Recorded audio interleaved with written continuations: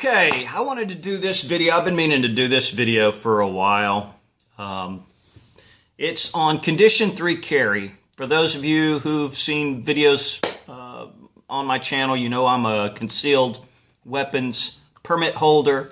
I believe in Second Amendment rights. I believe that you should pack a firearm as a responsible American citizen and protect yourself. Condition 3 is the state of having a firearm with a fully loaded magazine, no round in the chamber, safety off, right? And that's how I carry my firearm, generally, under most circumstances. It gets a lot of flack from macho men with swaggering bravado on YouTube who says that you're a girly man if you carry a gun like that. All right. I disagree with them.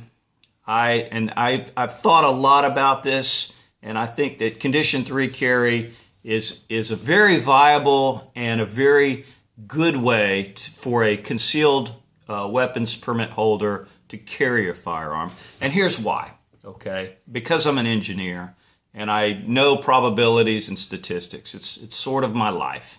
It's a big part of my life, right? Nerding out on data, geeking out on data. That's kind of what I do. So let me try to explain to you my mentality on this. Okay, so if you're not a law enforcement officer, or you are not somebody paid like a security guard to fight crime, right? You're not Superman. You're not a superhero. The reason that we carry, in general, I mean, you've got your own reasons. The reasons that I carry are for self-defense, right? What does that mean, self-defense? Well, self-defense means that I'm in a bad situation where someone wants to potentially inflict grievous bodily injury or death upon me, right? There's one or more people that want to hurt or kill me. For whatever reason, they want to rob me. They're angry at me for cutting them off in traffic, whatever stupid thing that I did that caused it. Maybe I didn't do anything that caused it. Self-defense is why I carry a firearm. I don't carry a firearm to be a hero. I don't care. I've seen these videos of these guys. They're like, you know, I'm the sheepdog. I carry because I'm the sheepdog and you're all the sheep. I got the sheepdog attitude, you know, and if I was in Chick-fil-A the other day and somebody, you know, I'm looking around at all these sheep going, you know, if somebody came in to rob this place right now, I'm the only thing standing between all of you and a sudden death. Those people are, they probably shouldn't carry, okay? Think about it now. If that's your attitude, some guy walks in with a shotgun into Chick-fil-A wanting to rob the place. You're going to pull out your pea shooter and try to be the hero? You're just going to make things worse for me, for my family, and for everybody else that's in there, right? You know, unless you can get the drop on the guy, you're not in a self-defense situation. You're in a robbery, okay? If you're in an active shooter situation where there's a guy who comes in with an AR-15 or AK-47, you know, these assault-style rifles with high-capacity magazines, you're going to pull your 45, your 9mm out and go toe-to-toe with this guy? Listen, I'm not, right? Unless he's coming after me personally, I'm going to follow the rules of active shooter situations, which are run, hide, and fight in that order, right? You run first. If there's somewhere to run to, run. Teach your lady how to run, like Richard Pryor used to say, you know, teach your woman how to run. Everybody should run, right? Run, and if you got no place to run, you're cornered, hide. And if they come and find you, then fight, right? At that point, fight. But unless the guy is bearing down on me personally, no, I'm not, right? So self-defense is why I carry. That explains that. So what's the probability that I'm ever going to have to pull my firearm out and protect myself in a self-defense situation? Well, it's very small. It's highly unlikely. If I do my due diligence as a responsible person, if I don't walk down that dark alley when it's late at night, that alley that I shouldn't walk down, I don't drive into that neighborhood that's a high crime area after dark with the low fuel warning on my car. You don't do stupid things. Don't put yourself into bad situations, and it's very unlikely. It's a very small probability that I would ever have to protect myself with my firearm. Now, is it zero? No, it's not a zero probability. In fact, it has happened to me one time. I made a video on it. You can go watch it. It's called I Had to, point my gun at somebody or something along those lines. You can find it on my channel. The moral of that story was that I was in a bad situation. I put myself in a situation knowing full well that bad things could happen during that period of time, and they ended up happening. Fortunately, I didn't have to shoot anybody. Spoiler alert, I didn't kill anybody or anything like that, but I did have to unholster and draw down on somebody. So I'm 46, almost 47 years old. I've been carrying for 15 years, 10, 15 years. So long I forgot. I don't even keep track anymore. Not all the time, There was a period where I didn't. But long story short, 46, 47 years, it's happened to me once. And I didn't do my proper due diligence. I made a decision, that I was going to put myself in a situation where things were at an elevated state. Right, and it did happen, and so one time in 50 years. All right, so at that rate you can calculate. So that rate you can calculate maybe twice in a lifetime. All right, but again, the probability is very small that you're ever going to have to unholster and use your weapon in self-defense. Okay, so knowing that, let's talk about Condition 3 carry. So Condition 3 is the state essentially of not having a round in the chamber, right? And I carry a semi-automatic pistol, obviously, because, a revolver, you always have a round in the chamber. Usually 5 or 6, or in some cases more. But what does it take to get that weapon into the proper state to protect yourself, right? I have to cycle the slide, right? So I have to present my firearm, cycle the slide, and point. That cycling of the slide is where all the argument is, all the debate. What does it add? What does it add to the presentation of the firearm? Well, it adds less than a fraction of a second. If you train in that state, in that condition, you know the condition of the weapon, and you train for it, cycling the slide is less than a fraction of a second. Okay? So, we could talk about the probability that you're ever going to need your firearm. Now we have to talk about the probability that you're in that situation, and that extra fraction of a second is going to make the difference between egregious bodily injury or death to you. That fraction of a second.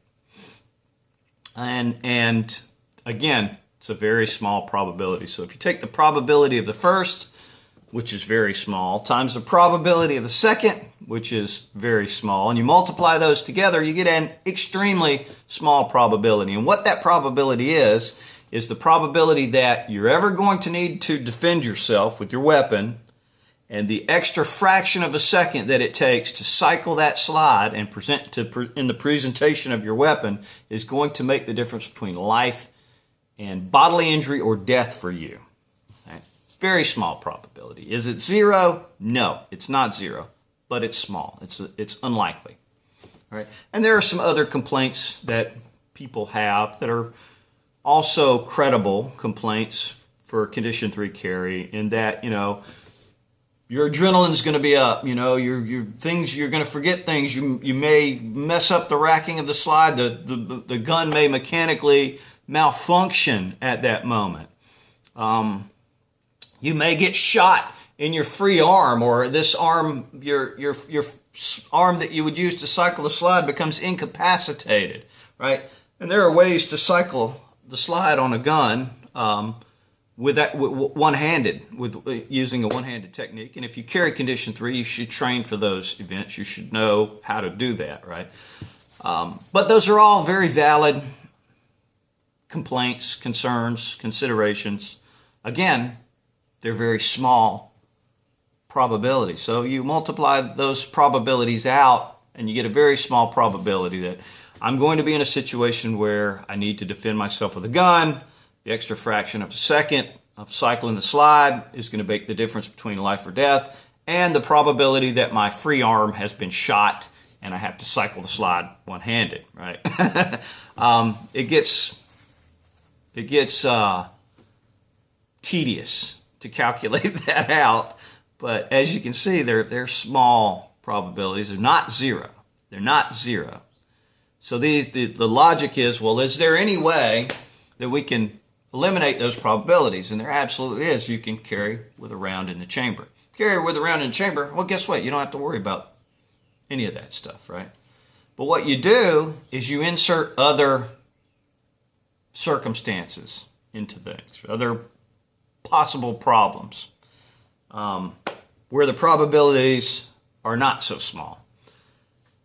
Google negligent discharge on YouTube and watch videos all day long of people who are highly trained, law enforcement officers, security guards, guys who've been carrying weapons, who know weapons for scores of years, old gentlemen who have shot themselves, who have shot other people accidentally pulled the trigger. A negligent discharge is when you accidentally pull that trigger, you allow that trigger to be pulled with a round in the chamber, and you didn't intend to put a round out of the muzzle of that gun, right? That's a negligent discharge. It's nobody's fault but your own if it happens. Accidental discharge, that's something different. You know, you got a mechanical failure of the gun.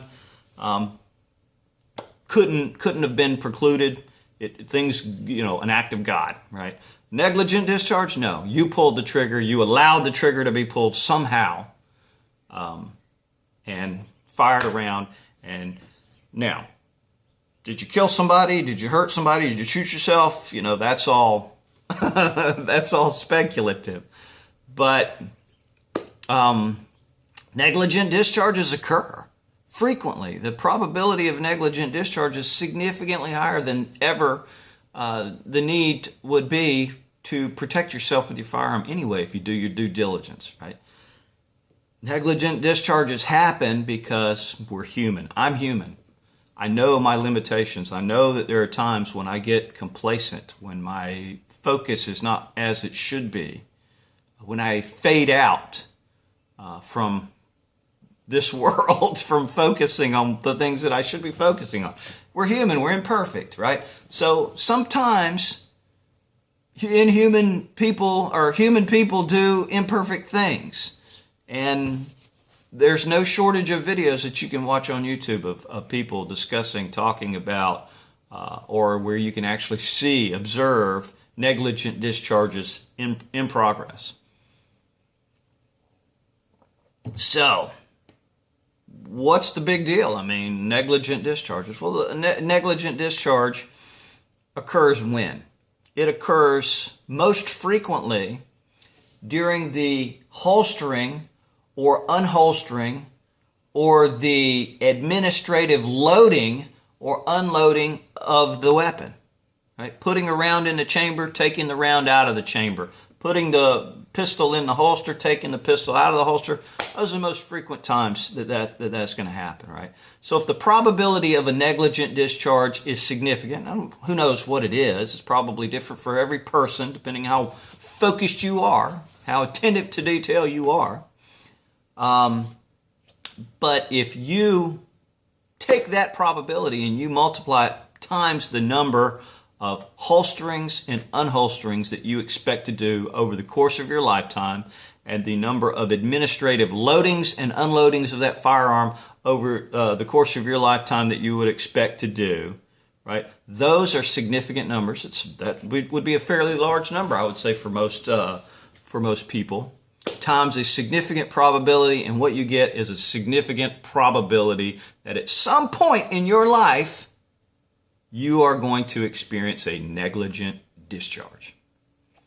All right. I don't want to experience a negligent discharge. I don't want to shoot myself. I don't want to shoot anybody else. And I don't think that the extra fraction of a second that it takes for me to charge my weapon will make as much of a difference as where you carry your weapon, right? Some people carry appendix carry. Some people Mexican carry, back carry, carry at 3 o'clock, do they have a thumb strap on their holster? Do they not have a thumb strap? There are a lot of things that add or subtract to presentation time of the firearm.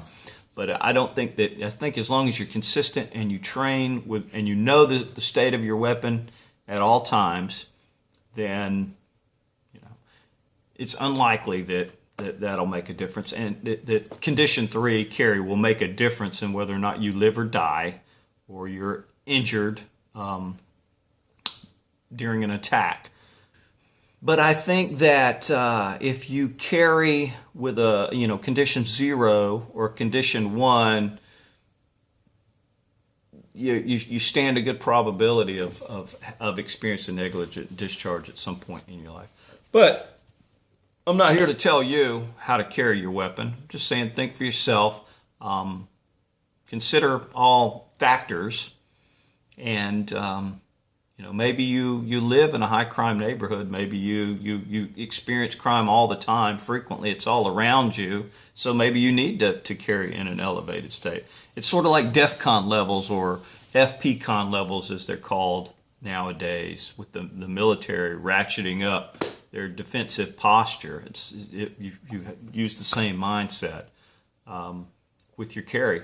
But in general, I would say that condition 3 carry, or Israeli carry, as it's colloquially called, is a very viable method of carry for most people, and it's a good, solid, reassuring way to let you know that you're not going to accidentally shoot yourself or shoot somebody else.